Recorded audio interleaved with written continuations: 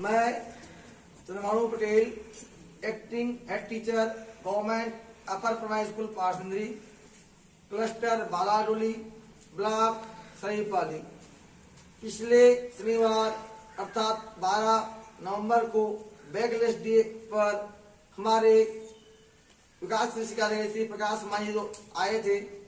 तो पिछले बैकलेस में कुमारी बेबी प्रधान बाल प्रधान पटिका की भूमिका अदा कर रही थे दिन के लिए। तो उन्हीं के द्वारा विकास खंड शिक्षा अधिकारी को ये मांग किया गया था, या मांग तो नहीं बोले, उनके द्वारा पर से किया गया था कि आपके विचार और क्या क्या है और क्या करना चाहते हो। तो प्रधान पटिका कुमारी बेबी प्रधान द्वारा यही बोला गया था कि अगला शनिवार हम बाल सभा करेंगे और बाल सभा में नया सभापति का चयन करेंगे और हम कुछ अंताक्षरी चुटकुला कहानी करेंगे। उसी के उद्देश्य को पूर्ति करने के लिए आज बाल सभा का आयोजन किया गया है।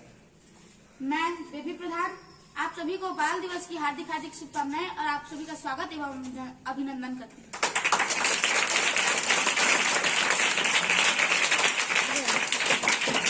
आज के इस बाल सभा में कुमारी वेदिका साहू को सभापति के रूप में नियुक्त किया गया है। मैं उनसे आग्रह करना चाहूंगी कि वो यहाँ आकर अपना स्थान ग्रहण करें।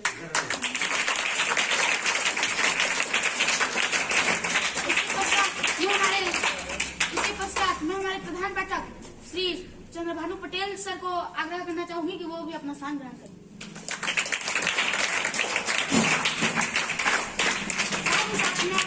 साथ ही साथ मैं अपने सभी शिक्षकगणों से आग्रह करना चाहूंगी कि वो भी अपना स्थान ग्रहण करें।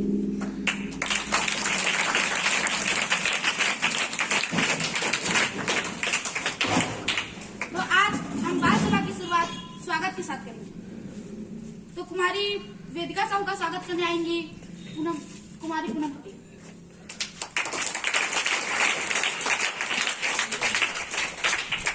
हमारे हेडमास्टर सीबी पटेल सर का स्वागत करने आएंगी कुमारी तेजकुमारी नायक।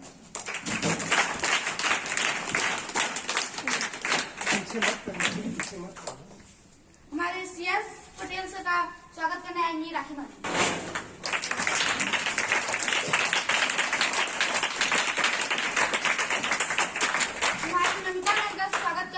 आमंत्रित करना चाहूंगी पिया साहब को।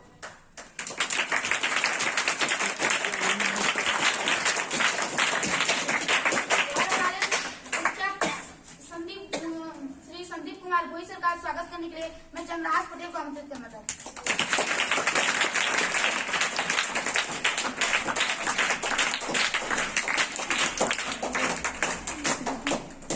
तो स्वागत की इस कड़ी को खत्म करते हुए अब हम बाल सभा का शुरुआत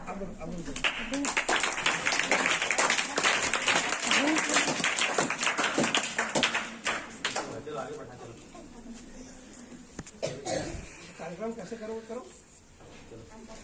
तो किनारे में हो जा। बस सर्वप्रथम मैं आज के सुविचार के लिए अमितेश प्रधान को आमंत्रित करना चाहूंगी।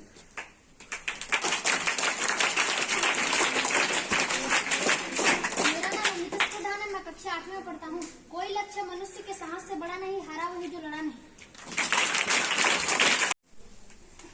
मैं यहाँ टिकेश्वरी साहब को आमंत्रित करना चाहूंगी ताकि वो यहाँ आकर एक कहानी प्रस्तुत करें। मेरा नाम टिकेश्वरी साहू है। मैं कक्षा 8 में पढ़ती हूँ। एक राज्य में एक राजा था। वह बहुत ही बुद्धिमान था। उसके सभा में 2 व्यक्ति आए और कहा कि महाराज, मुझे त्रुटि है कि कर्म बड़ा है या भाग्य। राजा ने कहा कि मुझे इसका उत्तर जानने के लिए 1 महीने का समय चाहिए।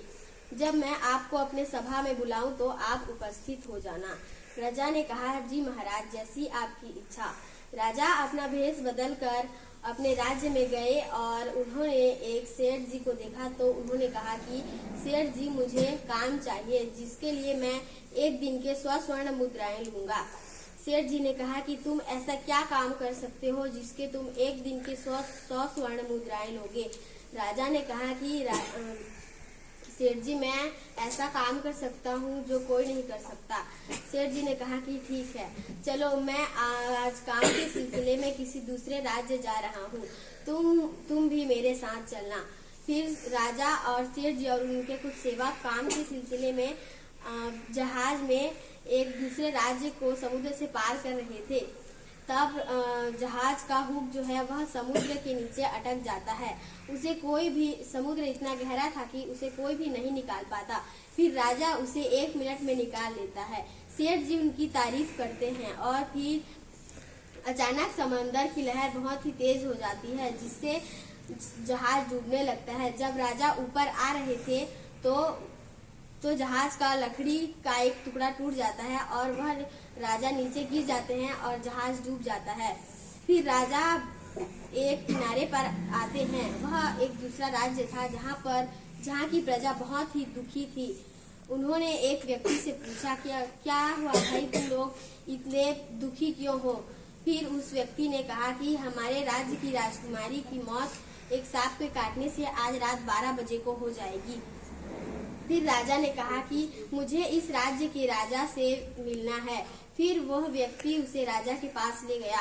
राजा ने कहा कि महाराज, अगर आपको कोई समस्या ना हो तो मैं एक बात कहना चाहता हूँ। फिर राजा ने कहा, कहो। फिर राजा ने कहा कि आप राजकुमारी के हाथों दान पुण्य करवाइए। फिर राजा ने ठीक वैसा ही किया। राजकुमारी अपने राज्य में दान करने के लिए निकली। वह दान कर रही थी। उन्होंने देखा कि एक सांप और एक नेवला लड़ रहे थे। फिर राजकुमारी ने सांप को बचाया। वह सांप उसी सांप का पुत्र था जो सांप राजकुमारी को काटने वाला था। उस सांप की माता आई और राजकुमारी को दीर्घ आयु का वरदान दिया। इससे फिर राजकुमारी की जो मौत थी वह टल गई। इससे हमें यह सीख मिला कि कर्म बड़ा है भाग्य से। अगर आप कर्म अच्छा करेंगे तो आपका भाग्य भी बदल सकता है। सभी के सामने एक छोटा सा गीत प्रस्तुत करना चाहती हूँ। ओ देश मेरे तेरी शान पे सदके, कोई धन है क्या तेरी धूल से बढ़ के, तेरे धूप सरासन तेरे हवा पे जिंदा, तू पाग है मेरा मैं तेरा परिंदा, है अर्ज़े दीवाने की जहाँ भोल सुहानी देखी, एक रोज वही मेरी शाम हो, कभी याद करे जो जमाना माटी पे मर मिट जाना, जिक्र में शामिल मेरा नाम हो। ओ देश मेरे तेरी शान पे सदके, कोई धन है क्या तेरे धूल से बढ़ के, तेरे धूप सा रोशन तेरे हवा पे जिंदा, तू पाग है मेरा मैं तेरा परिंदा, आंचल तेरा रहे माँ रंग बिरंगा, ऊंचा आसमां से तेरा तिरंगा, जीने की इजाजत दे दे या हुक्म शहादत दे दे, मंजूर हमें जो भी तू चुने, रेशम का हो वो दुसाला या कफन सिपाही वाला, ओढ़ेंगे हम जो भी तू बुने। ओ देश मेरे तेरी शान पे सदके, कोई धन है